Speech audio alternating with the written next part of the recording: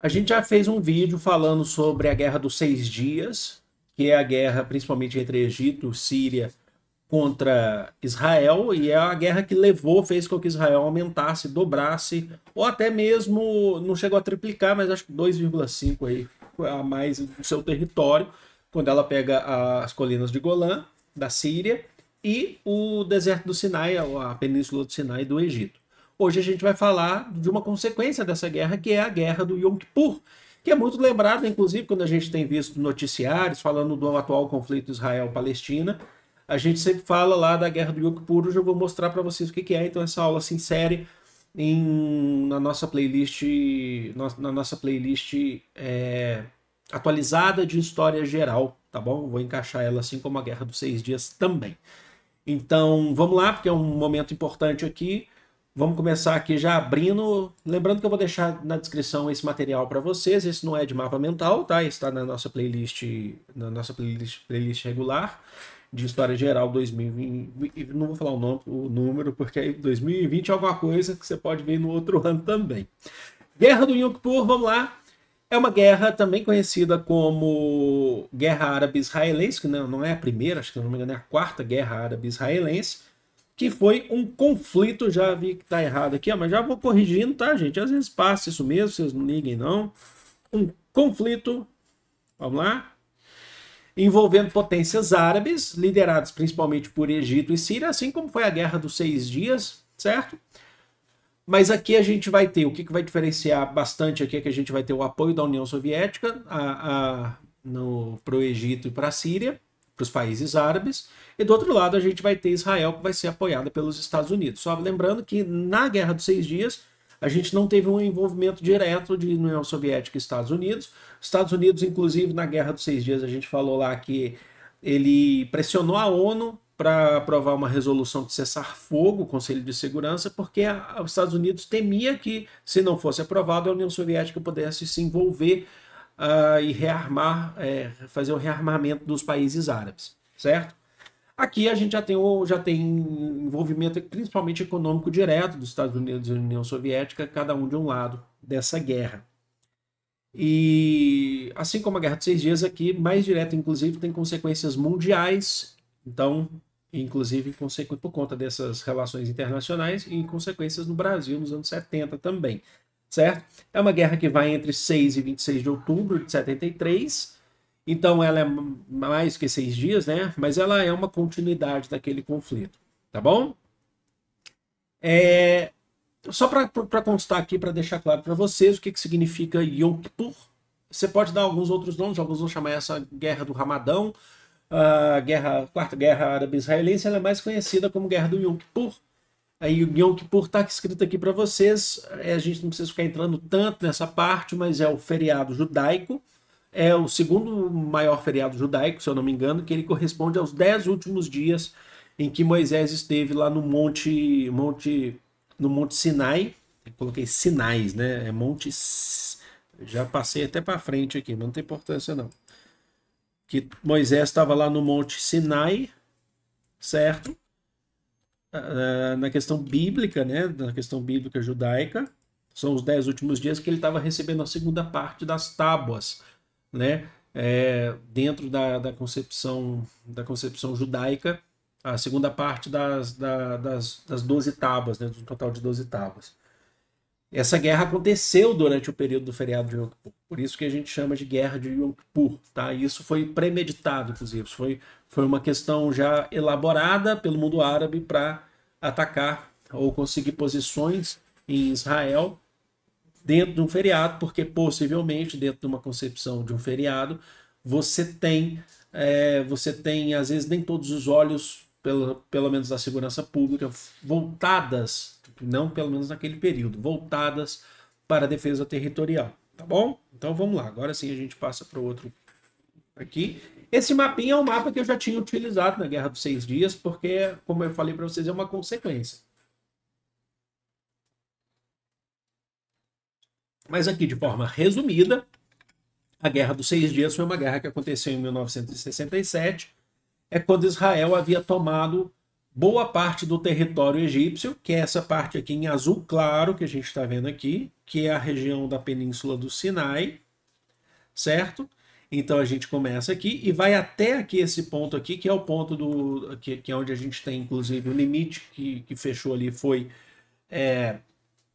o limite que fechou ali o território, né, fez o limite territorial entre Israel e Egito, foi justamente o Canal de Suez. O Canal de Suez, inclusive, que é uma das consequências, desculpem, das causas dos antecedentes da Guerra dos 6 Dias, porque o Egito nacionalizou as empresas do Canal de Suez, que estavam nas mãos da Inglaterra, mas também tinha colaboração francesa, e também Israel utilizava o Canal de Suez para fazer uma passagem do Mar Mediterrâneo até o Mar Vermelho, cortar, né, um Canal de Suez é uma obra imperialista, a gente falou disso já, inclusive, e o Egito nacionalizou o Canal de Suez, isso gerou o conflito, a Guerra dos 6 Dias, e a gente tem também as colinas de Golã na Síria, que é essa outra parte aqui, eu vou marcar aqui para vocês vão ver que essa parte aqui, ó, as colinas de Golã, quando também a Síria atacou Israel, e Israel tomou as colinas de Golã. Então significa que de 1967 até 73 não. Porque Israel conseguiu, apesar da guerra do Yom Kippur, Israel conseguiu manter esse território. Esse território vai ser devolvido para o Egito, pelo menos o deserto do Sinai, a Península do Sinai, só em 78, num acordo que a gente vai falar hoje ainda, tá bom? Então acho que já fica muito claro para a gente que o objetivo do Egito nessa guerra do Yom Kippur, de atacar Israel, e o objetivo da Síria, é a retomada dos territórios perdidos durante a Guerra dos 6 Dias. Então, por isso que ela é uma consequência. O presidente do Egito, nessa altura, em 1973, na verdade ele era desde 70, que é esse aqui que vocês estão vendo, que é o Anwar Sadat. Ele tinha assumido porque o outro presidente, vocês lembram? O outro presidente do Egito, lá na Guerra dos 6 Dias, ele faleceu, se eu não me engano, ele teve uma parada cardíaca, se eu não me engano, que é o Abdel Nasser. Ele tinha falecido, ele morreu em 70, e aí o Sadat assume, e ele assume, inclusive, com a proposta, com o discurso de recuperar os territórios, que foi ferido, né? Tem uma questão nacionalista importante de recuperar os territórios perdidos para Israel. Então essa guerra começa nesse processo, é barrar o expansionismo de Israel, recuperar o território egípcio, em conjunto com a Síria, que queria recuperar as colinas de Golã, tá bom? Essa operação conjunta, ela foi chamada de Operação Badr, e o que significa isso? Lua cheia. Tem um motivo muito específico para ela se chamar, minha cadeira faz muito barulho, tá? Ela tem um motivo muito específico para essa operação se chamar Lua cheia, do árabe Badr, mas lua cheia por quê? Porque há uma questão de maré, né, de águas aí na lua cheia, certo?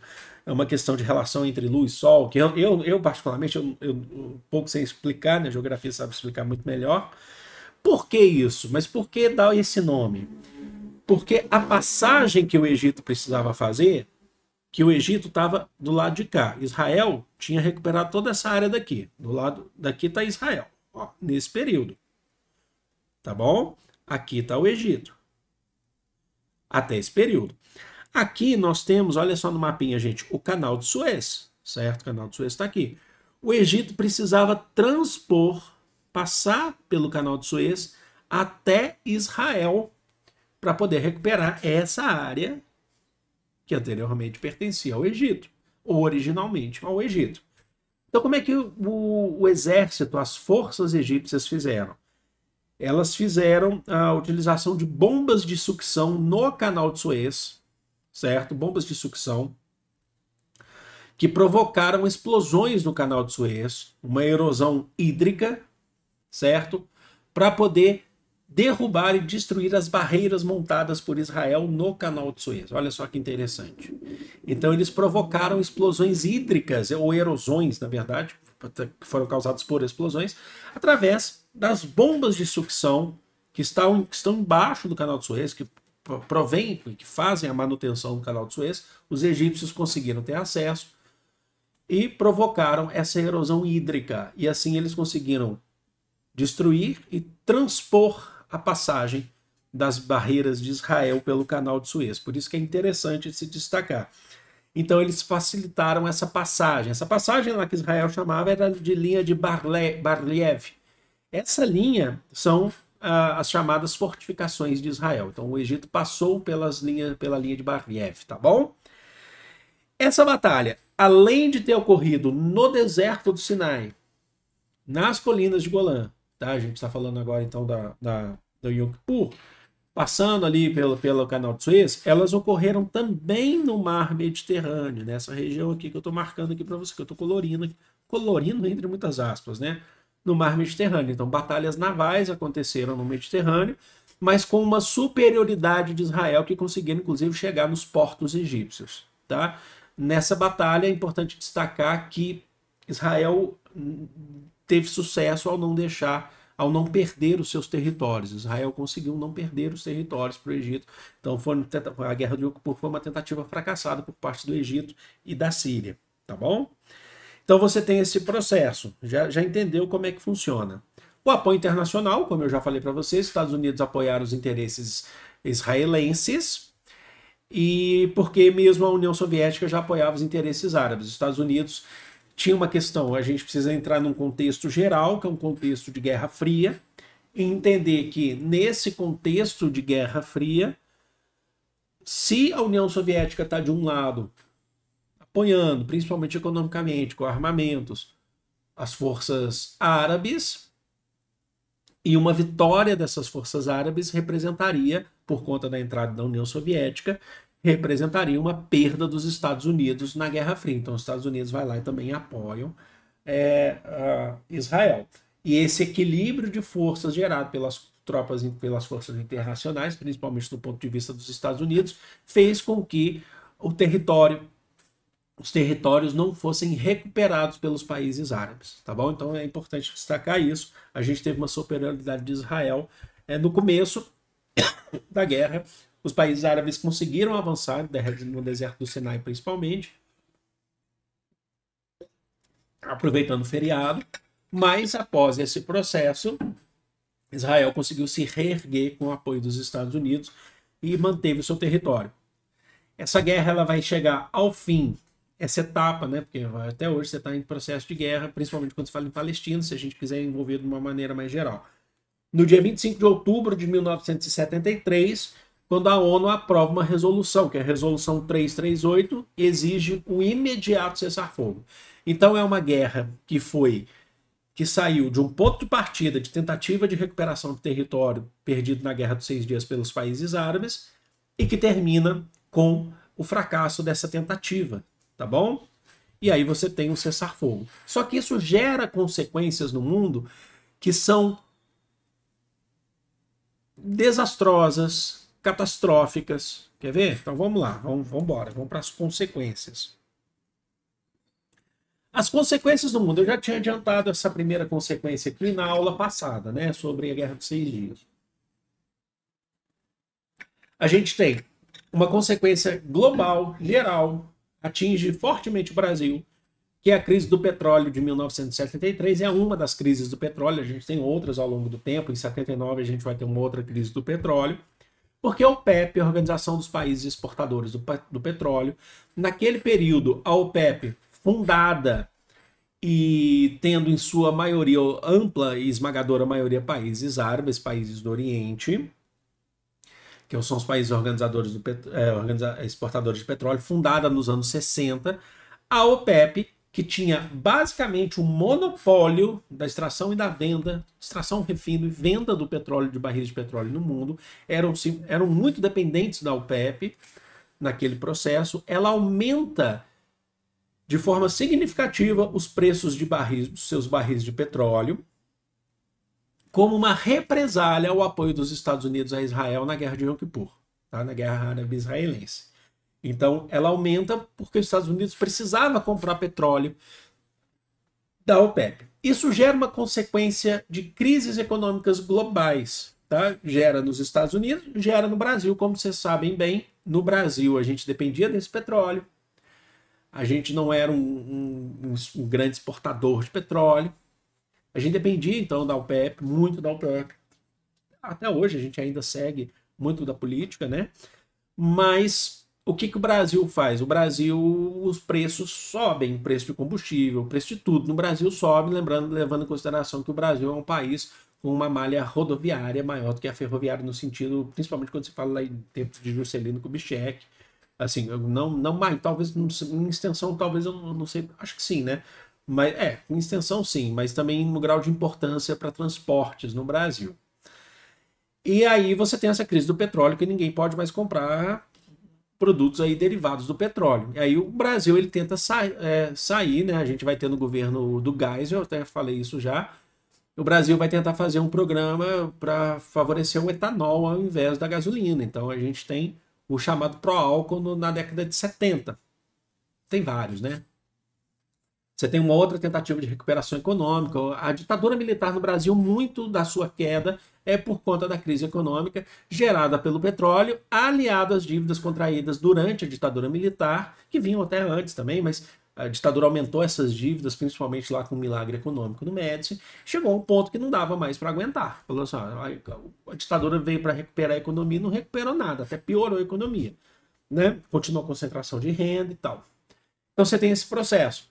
O que gerou também, alguns vão dizer que geram outras consequências no mundo até mais benéficas, que outros países tiveram que explorar o petróleo, então outros países, o próprio Estados Unidos, mais para frente depois também a Venezuela, o próprio Brasil, né, aumentou sua carga de exploração do próprio petróleo, justamente para os países não serem mais tão dependentes da OPEP, tá bom? Então tem esse ponto aí que a gente precisa destacar. Como que ficou a resolução da devolução do deserto do Sinai para o Egito? A resolução ficou nos acordos de Camp David. Camp David era basicamente a casa de campo dos presidentes dos Estados Unidos, né, oficial, certo? Em 1978, vamos lá, essa guerra acaba em 73, mas em 1978, Egito e Israel chegam num acordo de paz, com a presença, então, a assinatura do presidente dos Estados Unidos naquele período, o Jimmy Carter. Vamos lá, são dois acordos assinados aí, por isso que a gente chama acordos de Camp David. São dois acordos. O primeiro, eles assinam o estabelecimento da faixa de Gaza, se você quiser saber onde que surgiu então esse processo, da faixa de Gaza oficialmente e da Cisjordânia como territórios autônomos para o povo palestino. Tá? A gente sabe também que isso também não foi feito com muito respeito, não. Apesar da faixa de Gaza, eu já falei isso em outros vídeos aqui, principalmente quando se trata da faixa de Gaza, é a região menos fértil que se tem naquele território. E a faixa de Gaza é muito, mas muito importante destacar que, com o acordo entre Egito e Israel, que se tornam aliados a partir de agora, tá? Se tornam aliados, por isso que o Egito é cheio de dedos para lidar com Israel. Você não estava entendendo até hoje porque o Egito está cheio de dedos para lidar com Israel por causa desse acordo. Começa aqui, na verdade. A faixa de Gaza tem ao seu lado leste, certo? Onde o povo palestino vive. A gente tem Israel, certo? Israel que constrói, inclusive, grades onde os palestinos não podem passar. Do lado oeste, tem uma porção de mar que chega no Egito. Ou seja, você tem uma faixa que é territorialmente centralizada por dois, agora, países aliados. E é uma faixa, a região menos fértil, a faixa menos fértil do território de Israel. Então vocês já compreenderam, né? Acho que já deu para entender. Por conta disso, e a Cisjordânia também, que também é uma região menos fértil, tá bom?